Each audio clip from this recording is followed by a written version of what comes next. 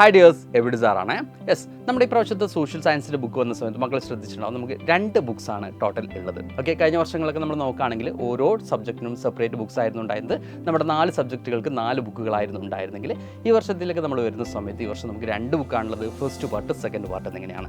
അതിൽ നമ്മുടെ history, geography, political science, economics എന്നിങ്ങനെ 4 സബ്ജക്റ്റുകൾ എന്ത് ചെയ്തിട്ടുണ്ട് ഈ 2 ബുക്കുകളിലായിട്ടാണ് ഉൾപ്പെടുത്തിയിട്ടുള്ളത്. അതിൽ തന്നെ ഫസ്റ്റ് ചാപ്റ്റർ എന്ന് പറയുന്നത് അണ്ടർസ്റ്റാൻഡിങ് സോഷ്യൽ സയൻസ് എന്നുള്ളതാണ്. ഇത് ആക്ച്വലി ഒരു ഇൻട്രൊഡക്ഷൻ പാർട്ടാണ്.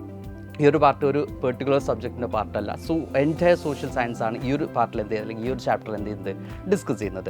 ഈ ഒരു ചാപ്റ്ററിൽ എന്തൊക്കെ കണ്ടൻസ് ആണ് നമുക്ക് പഠിക്കാനുള്ളത്, അതാണ് ഇന്ന് സാർ നിങ്ങളോട് പറയാൻ വന്നിട്ടുള്ളത്. അപ്പോൾ ഈ ഒരു ചാപ്റ്ററിലേക്ക് നമ്മൾ കിടക്കുന്ന സമയത്ത് നമുക്ക് കാണാൻ പറ്റും, നമുക്ക് ടോട്ടൽ 4 ഡിസിപ്ലിൻസ് അല്ലെങ്കിൽ 4 സബ്ജക്ട്സ് ആണ് പഠിക്കാനുള്ളത് എന്നുള്ള കാര്യമാണ് അതിൽ ഇൻട്രൊഡക്ഷൻ പാർട്ടായിട്ട് നമുക്ക് കാണാൻ പറ്റുന്നത്.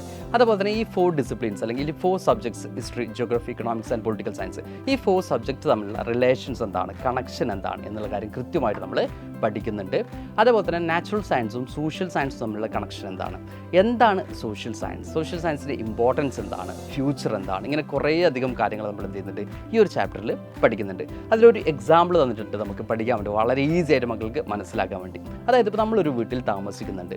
നമ്മൾ താമസിക്കുന്ന വീട്ടിൽ ഈ പറയുന്ന സോഷ്യൽ സയൻസിൻ്റെ എല്ലാ ഡിസിപ്ലിനിലൂടെയാണ് നമ്മൾ കടന്നു പോകുന്നത്.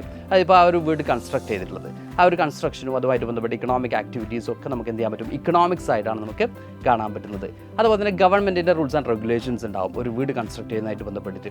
അപ്പോൾ സ്വാഭാവികമായിട്ടും അത് പൊളിറ്റിക്കൽ സയൻസിൻ്റെ പാർട്ടായിട്ടാണ് വരുന്നത്. ഓക്കെ, അതേപോലെ തന്നെ ആ ഒരു വീട് കൺസ്ട്രക്ട് ചെയ്തിട്ടുള്ള പ്ലേസ്, ആ ഒരു ലൊക്കേഷൻ, ആ ലൊക്കേഷന് വീട് കൺസ്ട്രക്ട് ചെയ്യാൻ സ്യൂട്ടബിൾ ആണോ, ഇങ്ങനെയുള്ള കുറേയധികം കാര്യങ്ങളുണ്ട് അല്ലേ. അത് നമ്മുടെ ജിയോഗ്രഫിക്കൽ സൈഡാണ് നമുക്ക് കാണാൻ പറ്റുന്നത്. അതുപോലെ തന്നെ വീട് കൺസ്ട്രക്ട് ചെയ്യുന്ന മെത്തേഡിൽ വന്നിട്ടുള്ള ചേഞ്ചസ് അത് നമ്മൾ പഠിക്കുന്ന ഹിസ്റ്ററിയിലാണ്. ഓക്കെ, അപ്പോൾ നമ്മുടെ ഡെയിലി ലൈഫിൽ നമ്മൾ എത്രത്തോളം സോഷ്യൽ സയൻസ് ഇമ്പോർട്ടൻ്റ് ആണ്, അല്ലെങ്കിൽ നമ്മൾ ചെയ്യുന്ന ഈച്ച് ആൻഡ് എവറി കാര്യങ്ങളിൽ എന്ത് ചെയ്യുന്നുണ്ട്, സോഷ്യൽ സയൻസ് എത്രത്തോളം ഇമ്പോർട്ടൻ്റ് ആണ് എന്നുള്ള കാര്യം ഈ ഒരു ചാപ്റ്ററിൽ നമ്മൾ കൃത്യമായിട്ടും പഠിക്കുന്നുണ്ട്.